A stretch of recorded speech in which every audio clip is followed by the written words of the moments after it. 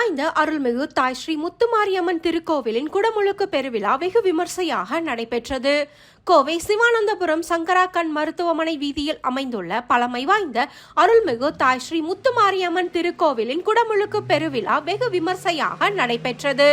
இவ்விழாவானது சனிக்கிழமை அன்று அருள்மிகு புற்றுக்கண் மாரியம்மன் திருக்கோவிலில் இருந்து தீர்த்தக்குடம் மற்றும் முளைப்பாரி புறப்பட்டு அருள்மிகு தாய் ஸ்ரீ முத்துமாரியம்மன் திருக்கோவிலுக்கு வந்தடைந்தது. ஞாயிற்றுக்கிழமை அன்று காலை கணபதி ஹோமத்துடன் தொடங்கி குடமுழுக்கு பெருவிழா வெகு சிறப்பாக நடைபெற்றது. பின்னர் அம்மனுக்கு அபிஷேக பூஜை, அலங்கார பூஜை, கோமாதா பூஜை, மங்கள இசை மற்றும் மாபெரும் அன்னதானம் சிறப்பாக நடைபெற்றது.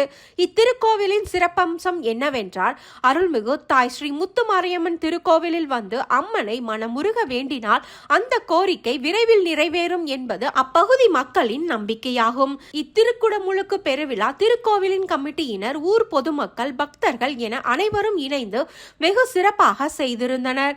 மேலும் இத்திருக்கோவிலில் 12 வருடங்களுக்கு ஒரு முறை கும்பாபிஷேகம் நடத்துவது என்பது ஐதீகம் என்றும் தெரிவித்தனர். அதன்படி 2012ஆம் ஆண்டு திருக்குடமுழுக்கு பெருவிழா நடைபெற்றது. அதன் பிறகு இந்த ஆண்டு நடைபெற்றது குறிப்பிடத்தக்கது.